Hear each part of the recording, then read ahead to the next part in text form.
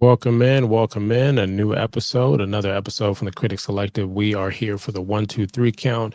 I'm sitting here with not so super fan Manny. How you doing? How you All doing? right, all right. All right, and you sitting with Mr. Showtime because I am the whole damn show. Dab Panther, variety streamer, content creator, master of none. Ain't nobody doing it better. With that being said, we have three topics. Our topics, our opinions that we're going to talk about here. And if you have any topics or opinion, want to continue the conversation in the comments is where you need to be. Hit the subscribe button, like, follow, and comment for more. And we would greatly appreciate if you check out the links as we got some things in there, like the WWE shop, and we appreciate your support as always. Now, today's episode, we're going to talk about the WWE championships. Do we think that at least we're going to focus on the big gold, all right? The two big championships on both brands. Do we have the right four people carrying the gold? Technically, three people because to determine between the other one. We'll talk about that one. We'll talk about Seth. Ironically enough, accidentally enough, serendipity enough, Seth freaking Rollins basically said, hey, I want to end my career and be on the Mount Rushmore. We're going to ask the question today, is he going to be on the WWE's Mount Rushmore when it's all said and done? And then we'll talk about the big three. There have been some transfers. It's just like sports, where there's been some free agency pickups from the WWE, All Elite Wrestling, and other wrestling organizations. And I'm talking about Jade. I'm talking about CM Punk, and I'm talking about Cody in no particular order. How is that impact now that we're looking at it after the fun has worn off and they're a part of the WWE now, especially for all three of them coming from All Elite? How is that feeling right about now? So we're going to go ahead and start the show off with talking about the WWE Championship. And yes, some of these belts, especially towards the bottom of the tag team, have been unified. So we won't focus on that. We're not going to focus on who's the champion, but the Intercontinental, the US, and things of that nature. When it comes down to the championships, right now for Raw and SmackDown, the major heavyweight belts, the three technically now. Do you think the right people are holding them? What do you think, Manny? For the women heavyweight championship, which I always wanted Stephanie, ever since she joined the roster, I wanted her to be champion. I think she's the right woman right now to be the women heavyweight champion. As far as the women heavyweight champion, and she always put a great match compared, and also Io when she had the belt. Even Rhea Ripley, even though some people feel like she was pushed, she was the right woman. But right now, I think Stephanie back here is the right woman.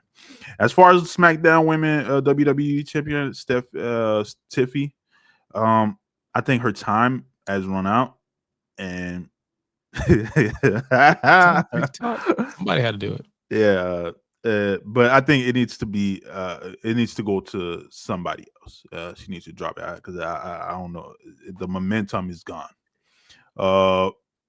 Cody, like I said, I'm still iffy about him being champion still. I think it should also be somebody else. The story should start with someone new. But as far as the heavyweight championship go, because now it's vacant because Seth is out. Punk, I think, is deserving of being champion, which I think is they most likely is going to go that route. Mm-hmm. Punk is going to be champion, which is going to lead to probably a story with Jay and his brother, or something's going to happen where he is. But I think Punk should be a champion. Okay, all right. So I would say, as far as Cody, I'm fine with Cody being the champion. You got to make a choice. Is he a champion because he's winning the championship matches and he's carrying himself like a champion, whether heel or babyface? Fine. Or is there a storyline that we're doing? If you don't have both and you're not figuring anything out, then I think sooner than later there needs to be a plan to put the champion there who is going to be provocative one way or the other, with it being such a big title. As far as Jay and CM Punk, I love behind the scenes to say who I think deserves it, but I try to look at it as storyline driven. If you're going to get back to the bloodline, if you're going to figure some stuff out going into the big pay-per-views by the end of the year, beginning next year, then I think that you need to put the belt on Jay. And I think you need to set a situation up where you put the belt on Jay, have him go against Jimmy. Respectfully, you have Jimmy win the belt. It'll be a shocker.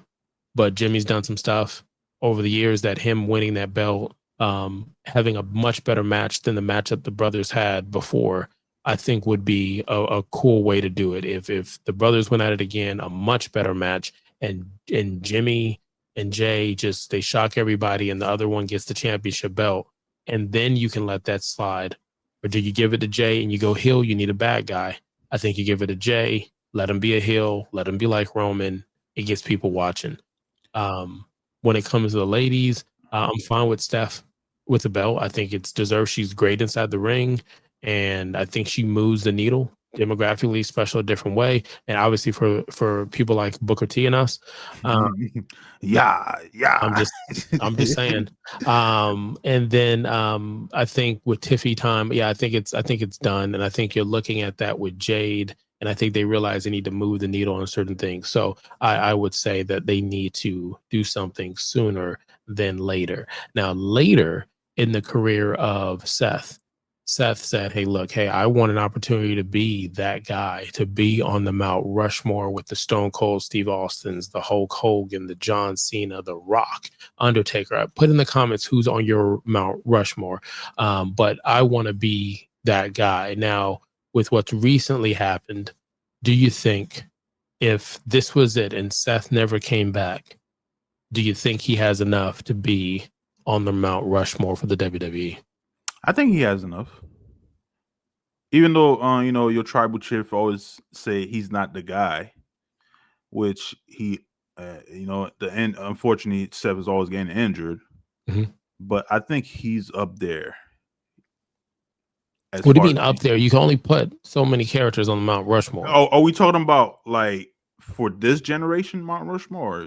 In general, he wants to be up there, like the same way you're going to talk about Hulk Hogan forever. You're going to debate whether or not Shawn Michaels should be up there. You're going to the Rock, the Undertaker, yes, like Stone Cold, like. Yeah, I think we'll talk about Seth. Okay, talk about him, but would he be up there? Like, there's certain people that you can't argue. They're up there. Hulk Hogan is up there. Regardless how you feel about his personal thing, he is up there. Stone Cold Steve Austin, he's up there. There's certain people where it's like, you can't argue anything. They're up there. Is he his thing was he's gonna be up there. Do you think he's up there? No. Yeah, you're thinking about it, no. Okay. So where it's 4 people on the Mount Rushmore. One day we'll come back and do an episode of who our Mount Rushmore is, but I believe it's 4 people, at least what I'm looking at now. It's 4 people that are up there. He is not the best 4 people, period. And when the tribal chief, who I acknowledge, says, you are not it, you are not it. And it's funny because Roman wasn't it for so long. And how I feel is they've given this man the belt multiple times. They've given him the briefcase and adjusted where he won it on the biggest night. He's done it twice. He's won this belt the same way 2 different times. He is the guy, fashion-wise, music drip. His moveset is nice.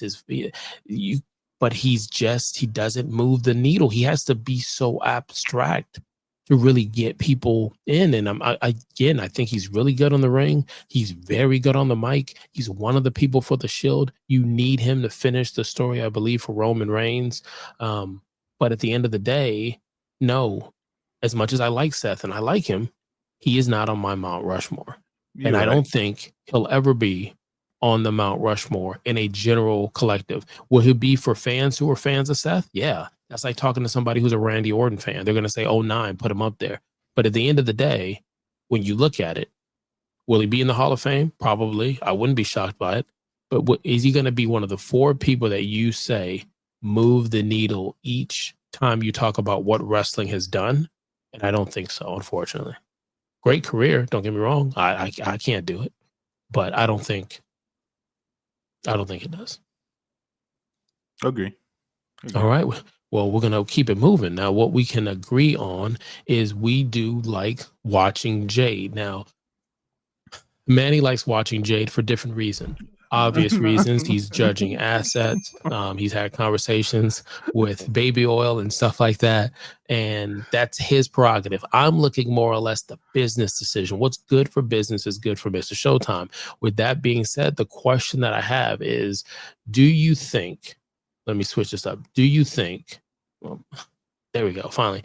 Do you think that the big 3 that came over, right, from All Elite Wrestling, do you think it's panned out? Do you think it's what it is from that moment that you have. Because just to paint the picture, and in no particular order, you had Cody Rhodes come out and the conversation about the Rolex and finish the story and his song that again, adrenaline through my, like, listening to the words of that is a storyline from it. A lot of times you'll hear a storyline or words in a theme and, you know, voices in my head, and you're like, it kind of fits, it does fit, whatever. But Cody's is different because it's a part of his life and his heritage and who he is and who his family is.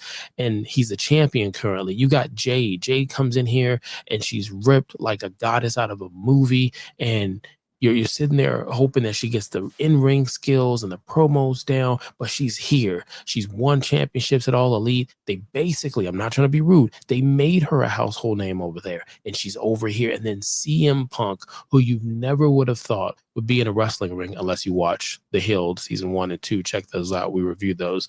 But he goes back to All Elite, breaks the internet, gives All Elite the ability to do what they've been doing, as well as, you know, Chris Jericho's been over there and some other people, to the point that they get their own show. They get their second show, and he's supposed to be the face of it. And things fall apart. And here he is outshining Randy Orton's return. I think it was at War Games, and CM Punk shows up. So with these three, fast forward now, CM Punk is having an opportunity to win the championship belt twice in 1 year. Jade is now turned heel against Tiffy Time, and I'm sure they're going to try to put a belt on her. And Cody is looking dashing. Do you think these three are just still living up to the hype when they came over, or have they might have lost their luster in a way?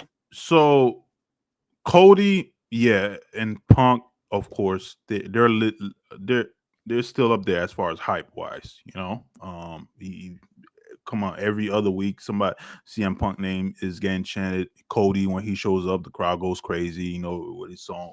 I even do it sometimes. I wait for that moment. Whoa! I do it for no reason. My wife, my daughter, Jade, and man, how much I love that woman. I think the introduction of her as a face was not the right direction. Where they introduced her as this, you know, grandiose diva, they should have just stuck it, went that direction where she's the shit. You know, she walk around like this shit, and she's the shit, and she's a heavy hitter. They should have stuck to that route. Where now it's kind of you see they're pivoting with her towards that heel, and which I think is gonna work. With her as a heel and that diva attitude is gonna work. But I think the hype with her is not where it is, especially when she's going into the WWE, where every girl, every woman has crazy moveset. You know, everybody moving like, you got Io Sky, you got Stephanie Valkyrie, you got even Tiffy. They got crazy moveset, and you got Jade, and you know they should have her move like Nia Jackson. You know, where heavy hitter don't have to do all these crazy shit all the time. Just be a heavy hitter, but once in a while she does this other moveset. But or they should have put her in NXT a little longer, like they did with Monroe, then move her to the main roster. But I think they learned that, and that's why you have some people who've come back or come to the company for the first time since Jade has had a different approach. But I look at when Jade got here, yeah, I do agree. And I said it from the jump. When Triple H was showing it, it wasn't behind the scenes. It was out of a limousine. We're happy to have her. Look at her dripped out. Look at her on her social media. And then you brought her back. You brought her as a face. And I was like, okay, interesting. But then I get it, because Bianca was a face at the time, and so was Naomi. And you need people around her that she learns the business. We see it all the time. We hear it all the time in every sport. So there was nothing against that. And I think we're all waiting and rooting, and it's, hey, she's going to get better on the mic, and hey, she's going to get better in the ring. And I don't think we're seeing it to the speed that we want to see it. I think there's still some stuff where the WWE is like, we'd love to put the belt on you, but we can't, because even though maybe with Steph, there might be a language barrier, but she can cut a promo in her native tongue, and she can do all right on the mic in US. She's still learning, but she can wrestle. and she could take care of herself and someone else. And then you have this situation where you're watching her be a bad guy, and Roman has said it. He's like, yo, I feel like it's easier to be a bad guy like Stone Cold, where you can cuss and say whatever you want, versus having to cut a real promo without using a bunch of cuss words. Being a bad guy is just easier. It feels easier if you can find some genuine heat. And I think with her being a bad guy, she can sit there and say, I know. She can own it all. So what if I'm not the best in the ring? I'm getting there. So what if I have the 4 or 5 same movesets? I still beat you. I look this fucking good. You wish you can look at me. You wish you can be with me. Like I've said the same thing with the Montez Ford thing. Like, obviously in real life, we know who the couples are, but it would so fit that whole Shawn Michaels thing. It would fit. You got Shawn Michaels and you have the manager. Only difference is she's not a manager. She's managed her own. And they don't have to break up the tag teams for Dawkins and Montez Ford to be successful. I've talked about that before, but I just feel like with Jade, they're going a different route because they've got to figure this out. Not money, just screen time. There's not enough. There's a lot of women who are very good in the ring on the different promotions. As far as CM Punk, I think CM Punk is really good because he's that guy, kind of like John Cena, just like AJ Styles. He's Randy Orton. He's that. It's kind of getting that way with Sammy and KO. He's that guy that you can reminisce watching when you were younger. He can help out the locker room, and he's going to sell ads because of the stature that he's had over the years. So I mean, what's your thing on Punk though? No, I think we talk about moving the needle. I think he's one of the guys that moves the needle when it comes to WWE. And he's still at the top, even after being gone, he's still on the top. So I think he's up. He's as far as the big 3 that came back, he's up there, and we'll see what happens if they happen to give him a belt, if that momentum will stick, or if they'll do him over again like Triple H always do. Every time he wins a belt, he takes it away. But I think again, even with Cody, no matter how much I feel about him being champion currently, he's on top, and it shows with the crowd and the kids. It'll be interesting if WWE ever decide to push whatever move they go with, or stick with him as a babyface. See if it's changed his momentum or if it elevates it. But right now, I think he's still on top, especially if it's selling merch. I know when it comes to kids and selling merch for kids, that's a big push. So as a face, I think he's up there. But other than that, it's just Jade. That's the only person I feel in those 3 right here where they didn't follow the right step as far as getting her over with the crowd, either as a heel or a face. But I think in the introduction, they should just stuck with it, All right, so I mean, in closing, I think we're on the same page here. I feel like it was a good move. You picked up the 3 big people. It opened the door for more people to go back and forth between different promotions. And I still think Jade, I think we understand that she's learning the business. So she came in, and she's probably one of their bigger organic projects that they're working on. So in a good way. So I think we kind of know what Cody is, and we know what CM Punk is, and we know where their ceilings are. And Jade has probably the biggest ceiling out of both of them. So with that being said, that's the end of the episode for the 3 counts that we talked about. Now, any closing words? Any final out the doors? No. The only thing is, Solo Sikoa is a true tribal chief. Yeah, have a good day. Yeah, you know, if I was editing, that would make the cutting room floor. But it is what it is. Paint your face as much as you want. You'll never be the tribal chief. You'll never be the whole damn show. And you could have been anywhere in the world and you chose to be here. Hit the subscribe button, like, follow, and comment for more. Not so super fan Manny and the Dad Panther. Until next time, Daddy loves you. Shit, I'ma get into it first. Until they put me in the dirt. Shit, I'ma get into it first. Shit, I'ma get into it.